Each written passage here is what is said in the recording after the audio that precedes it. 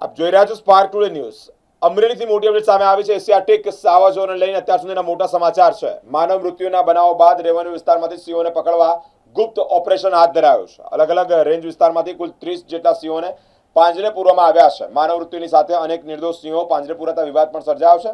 મહુવા રેન્જમાંથી 3, ખાંભા રેન્જમાંથી ચતુરી ગામમાંથી 12, સાવરકુંડલા જૂના સાવર નજીક 1, જસદાર રેન્જમાંથી 6 સિંહ, બગાસણા ઘંટિયાળમાંથી 4 અને અનેક વિસ્તારોમાંથી સિંહોને કેદ કરવામાં આવ્યા છે। સિંહ પ્રેમીઓમાં નારાજગી જોવા મળી છે। સિંહોને ગીર જંગલમાં લઈ જશે તો સિંહો સાથે ઘર્ષણના એંધાણ પણ સામે આવ્યા છે। છેલ્લા થોડા દિવસોમાં સિંહો દ્વારા માનવ હત્યાના અને માનવ હુમલાના કિસ્સાઓ નોંધાણા છે।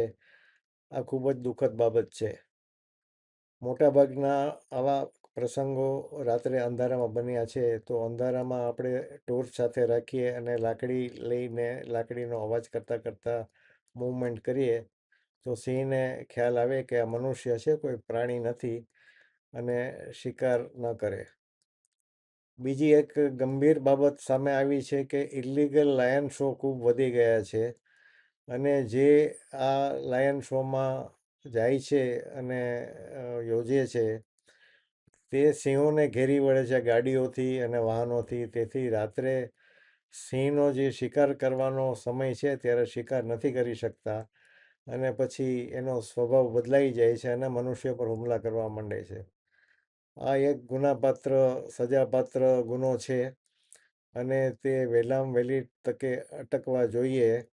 જે પકડાય તેને કડકમાં કડક સજા થવી જોઈએ। 25-50 હજાર રૂપિયાનો દંડ કરીને છોડી દઈએ તો એ તો પાછા આમાંથી કમાઈ લેશે, એને જેલની સજા થવી જોઈએ। બીજી એક ગંભીર બાબત છે, હમણાં જાણવા મળ્યું છે કે સિંહોનું માસ કેપ્ચરિંગ કરવામાં આવી રહ્યું છે। જે કોન્ફ્લિક્ટમાં ન હોય તેવા સિંહોને પણ જો પકડી અને આજીવન કેદ દેવામાં આવે અથવા તો ગીરના જંગલમાં છોડવામાં આવે બીજા સિંહોની ટેરિટરીમાં, તેનાથી પણ ઘણી મુશ્કેલીઓ સર્જાશે। આ આ પરિસ્થિતિનો નિરાકરણ વૈજ્ઞાનિક ઢબે થાય તે જરૂરી છે। મળતા સમાચાર મુજબ જે પ્રમાણે હાલમાં ગીર પંથક અને બૃહદ ગીરની અંદર જે એશિયાઈ સિંહોને ધડાધડ પકડવામાં આવી રહ્યા છે, વન વિભાગ કોઈપણ જાતના આયોજનો વગર જ્યારે સિંહોને પકડી રહ્યું છે એ ખૂબ જ ગંભીર બાબત છે। કેટલીક દુઃખદ ઘટનાઓ બની છે। સિંહોએ મનુષ્ય પર હુમલા કર્યા છે અને એમનો ભોગ લીધો છે। તો જે કસૂરવાર સિંહો છે એને પકડવાની જગ્યાએ અન્ય રેન્જો કે જ્યાં આગળ કોઈ હુમલા થયેલ નથી અને જ્યાં આગળ વર્ષોથી શાંતિનું વાતાવરણ છે એવી જગ્યાએથી પણ સિંહોને પકડવામાં આવી રહ્યા છે। કોઈપણ જાતનું વાઇલ્ડલાઇફ એક્ટનું પાલન થતું નથી અને અત્યાર સુધી માહિતી મળતા 30 જેટલા સિંહોને અલગ અલગ વિસ્તારમાંથી પાંજરે પૂરવામાં આવ્યા છે। તો આ ખૂબ જ ગંભીર બાબત છે। વન વિભાગ સિંહ સંવર્ધન, સિંહ વ્યવસ્થાપન ની અંદર નિષ્ક્રિય પુરવાર થયું છે। એનો ઢાંક પીછોડો કરવા માટે સિંહોને પકડી અને પાંજરે પૂરી અને માત્ર સંતોષ મનાવી રહ્યા છે।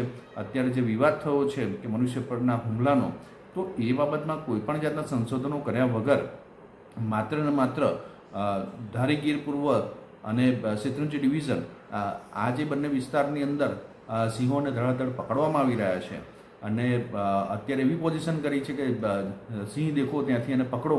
આ રીતની જે નીતિ વન વિભાગે અમલમાં મૂકી છે તે ખૂબ જ ગંભીર બાબત છે।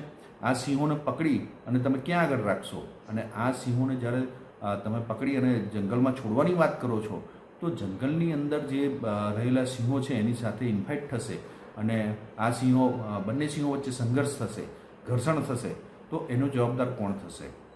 જે પ્રમાણે વર્ષોથી રેવન્યુ વિસ્તારની અંદર સિંહો આવ્યા છે અને બૃહદ ગીરની જે રચના કરી છે ત્યારબાદના એના વ્યવસ્થાપનો કરવામાં વન વિભાગ વામણું પુરવાર થયું છે। સિંહો દ્વારા જે માનવ મૃત્યુ અમારા વિસ્તારમાં થયા છે એનું ખૂબ જ દુઃખદ છે અને એના પરિવારને પણ અમે સાંત્વના પાઠવીએ છીએ। ત્યારબાદ એ સિંહોને પણ પકડી લેવામાં આવ્યા હતા, સરકાર દ્વારા જાણ પણ કરવામાં આવી। ત્યારબાદ 28 કરતાં વધારે સિંહોને બૃહદગીર વિસ્તારની અંદરથી પકડી લેવામાં આવ્યા છે। તો સરકારને મારે એ જ વિનંતી છે કે 28 સિંહોને તમે ક્યાં આગળ લઈ જશો? જંગલમાં લઈ જશો તો ઘર્ષણ વધશે કે બીજા રાજ્યોમાં મોકલવા છે કે શું છે? કેમ કે રાત્રે અમે જોતા હોય રોડ ઉપર તો વાહનો જતા હોય છે સિંહોને લઈને. તો આ અમારા એક સિંહ પ્રેમી તરીકે અમારી પણ એક લાગણી છે કે આ સિંહોને આપ ક્યાં લઈ જઈ શકશો?